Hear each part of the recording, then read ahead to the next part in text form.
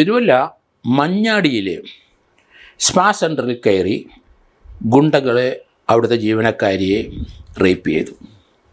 കഴിഞ്ഞ 1-ാം തീയതിയാണ് ഈ സംഭവം. ഉച്ചയ്ക്ക് 3 മണിക്ക് 6 ഗുണ്ടകൾ കാപ്പ കേസിൽ ജാമ്യത്തിൽ ഇറങ്ങിയ മാർച്ചിൽ കഴിഞ്ഞ വർഷം ജാമ്യത്തിലിറങ്ങിയ മരണസുബിൻ എന്ന് വിളിക്കുന്ന കുറ്റപ്പുഴ പാപ്പനം വേദിയിൽ മരണസുബിൻ എന്ന സുബിൻ അലക്സാണ്ടർ ചാക്കോ, അവനാണ് ഈ അതിക്രമം കാണിച്ചതിൻ്റെ ലീഡർ.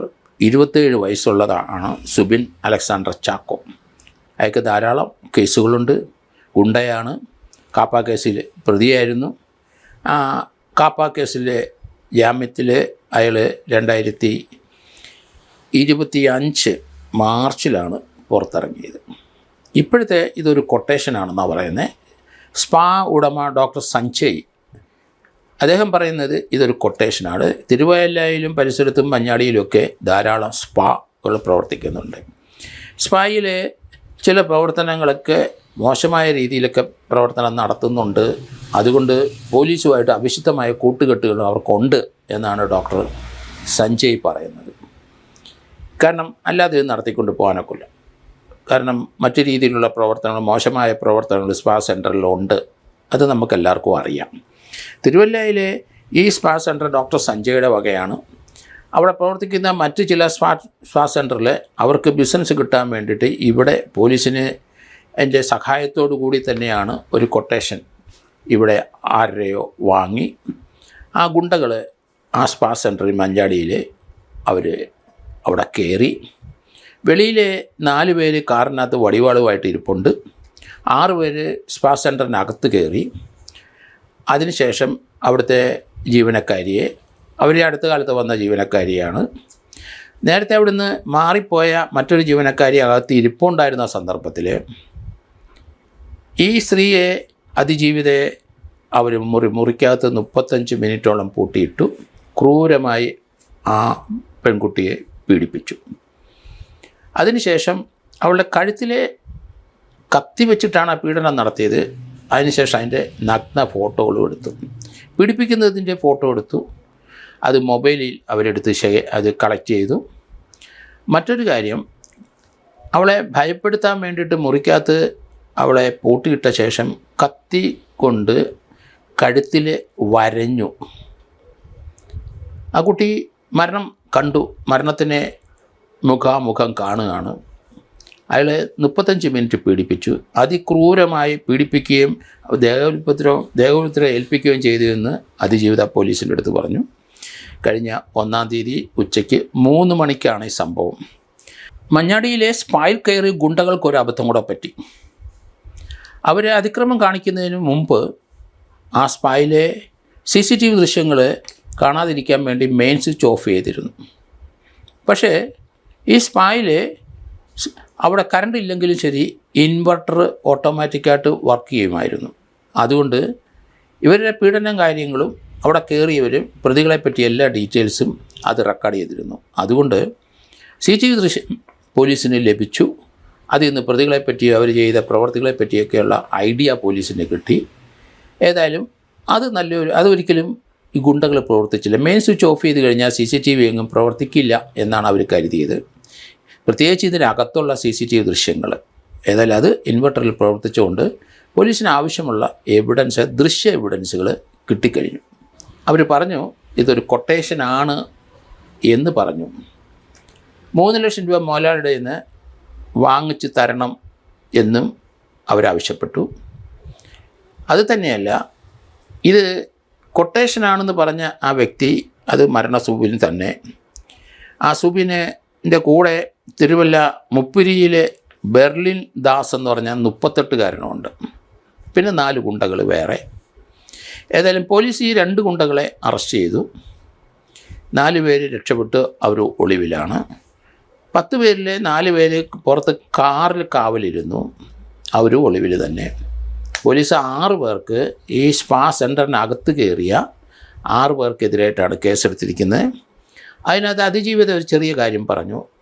അവിടെ പതിവില്ലാതെ നേരത്തെ അവിടെ നിന്ന് പിരിച്ചുവിട്ട ഒരു സ്ത്രീ, സ്പായിലെ നേരത്തെ ജീവനക്കാരി അവിടെ വന്നിരുന്നു. അത് സംശയാസ്പദമാണ്. അങ്ങനെ വന്നിരുന്നപ്പം ഗുണ്ടകൾ കയറി വന്നപ്പം അവരുമായിട്ട് ലോഹ്യം പറയുകയും ചെയ്തതായിട്ട് പറയുന്നുണ്ട്. അത് പോലീസ് വ്യക്തമായിട്ട് അന്വേഷിക്കണം. ഇവിടുന്ന് മാസപ്പടി തിരുവല്ല പോലീസിൽ സ്ഥിരമായിട്ട് അവിടെ കുറേ നാളായിട്ട് ജോലി ചെയ്യുന്നവർ മാസപ്പടി കൈപ്പറ്റുന്നുണ്ട് എന്നാണ് ഡോക്ടർ സഞ്ജയ് പറയുന്നത്. അപ്പോൾ ആ വാർത്തകൾ വെളിയിലോട്ട് വന്നു, യൂട്യൂബിലും ചാനലിലൊക്കെ അത് വന്നു. അതുകൊണ്ട് ഈ കേസ് അന്വേഷണം ഒരു DYSP ഏൽപ്പിച്ചു, അവിടുത്തെ SP. ഇൻ്റലിജൻസ് റിപ്പോർട്ടും ഇക്കാര്യത്തിലുണ്ട്. അത് തിരുവല്ല ആ പോലീസിന് എതിരാണ്. മാസപ്പടി കൈപ്പറ്റുന്നു ഉണ്ട് ചില പോലീസ് ഉദ്യോഗസ്ഥർ.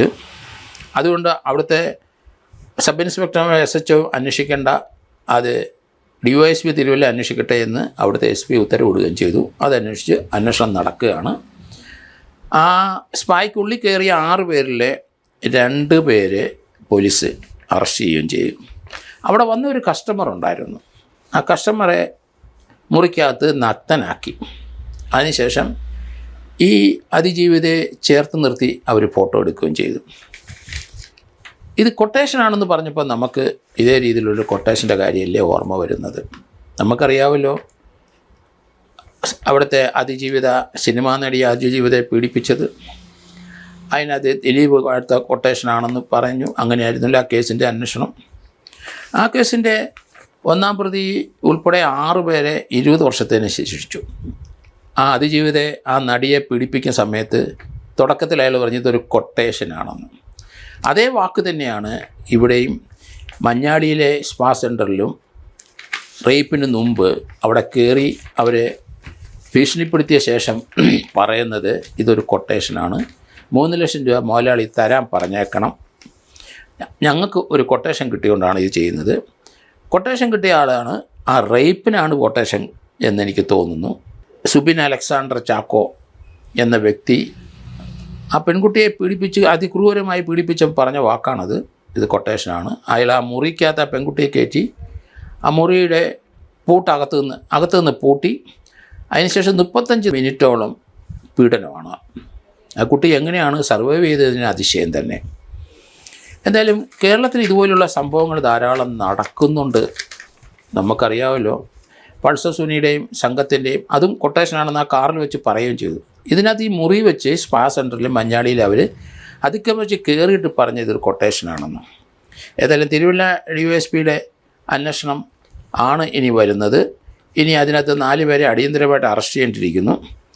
അതിനല്ല, പുറത്ത് പാർക്ക് ചെയ്തിരുന്ന കാറിനകത്ത് 4 പേരുണ്ട്, അവരെയും കൂടെ അറസ്റ്റ് ചെയ്യേണ്ടിയിരിക്കുന്നു. 10 പേരടങ്ങുന്ന സംഘം തന്നെയാണ് ഇതിൻ്റെ പിന്നിൽ പ്രവർത്തിച്ചത്. തിരുവല്ല ഭാഗത്തും മഞ്ഞാടിയിലുമൊക്കെ ധാരാളം സ്പാകൾ ഹൈലി കോമ്പറ്റീറ്റീവായിട്ട് പ്രവർത്തിക്കുന്നുണ്ട്. അവർ തമ്മിൽ പരസ്പരം പോരുണ്ട് ബിസിനസ് സംബന്ധമായി. അങ്ങനെയുള്ള ആരോ ഒരാൾ ഇവരുടെ ബിസിനസ് തകർക്കാൻ വേണ്ടി കൊടുത്ത കൊട്ടേഷനാണ് എന്നാണ് പറയുന്നത്. ഏതായാലും DYSPയുടെ അന്വേഷണം 1-2 ദിവസത്തിനകം ബാക്കിയുള്ള പ്രതികളെ ഇവിടെ അറസ്റ്റ് ചെയ്ത് കഴിയുമ്പം ഇത് കൊട്ടേഷനാണോ അതോ പ്രതികൾ പണം കിട്ടാൻ വേണ്ടിയിട്ട് അല്ലെങ്കിൽ ആ പെൺകുട്ടിയെ റേപ്പ് ചെയ്യാൻ വേണ്ടി വന്ന് പണം ചോദിച്ച് രക്ഷപ്പെട്ടതാണോ ഒന്നും പറയാനൊക്കില്ല. പക്ഷേ കൂട്ടമായിട്ടാണ് വന്നത്, അതുകൊണ്ട് ഒരു കൊട്ടേഷനാകാനുള്ള സാധ്യതയുണ്ട്. 10 പേരടങ്ങുന്ന സംഘമായിട്ടാണ് വന്നിരിക്കുന്നത്. അതുതന്നെയല്ല, അവിടുത്തെ മുൻ ഒരു ജീവനക്കാരുടെ സാന്നിധ്യം അതും പോലീസ് അന്വേഷിക്കേണ്ടിയിരിക്കുന്നു. തിരുവല്ല DYSP ആ ഭാഗമൊക്കെ അന്വേഷിക്കുമെന്നാണ് ഞാൻ കരുതുന്നത്. DYSPയുടെ അന്വേഷണം എങ്ങനെയെങ്കിലും 3 മാസത്തിനകം തീർക്കണം. 90 ദിവസത്തിനകം. 90 ദിവസത്തിന് അന്വേഷണം തീർക്കുകയല്ല, അന്വേഷണം എങ്ങനെ പോയാലും ഒരു 2 ആഴ്ചക്കകം തീർക്കാൻ സാധിക്കും. കഴിവുള്ളിടത്തോളം ഒരു 45 ദിവസത്തിനകം കുറ്റച്ചാർജ് കൊടുക്കണം. ഇവനെയൊന്നും ഇനി പുറം ലോകം കാണിക്കരുത്. 14 വർഷത്തോളം അല്ലെ ജീവപര്യന്തത്തിനകത്ത് വെക്കോളും. കാരണം ആ പെൺകുട്ടിയെ പീഡിപ്പിച്ചതിൻ്റെ എവിഡൻസ് മുഴുവൻ കളക്ട് ചെയ്തിട്ടുണ്ടെങ്കിൽ ആ പെൺകുട്ടി ഈ പ്രതികളെ തിരിച്ചറിയും. അത് മതി. അതോടൊപ്പം തന്നെ അവിടെ മറ്റൊരു പെൺകുട്ടി വന്ന് ഇരുന്നല്ലോ, അവർ മറുകണ്ഠം ചാടാൻ സാധ്യതയുണ്ട്. എങ്കിലും അവിടെ ഒരു കസ്റ്റമറെ, ഒരു മെയിൽ പേഴ്സണെ നഗ്നാക്കി നിർത്തി ഫോട്ടോ എടുത്തിട്ടുണ്ട്. ആ 2 സാക്ഷികൾ ധാരാളം മതി. യവന്മാരെ ജീവപര്യന്തത്തിന് ശിക്ഷിപ്പിക്കണം. ഇനി ഇവർ പുറം ലോകം കാണരുത്, ഈ 10 പ്രതികളും.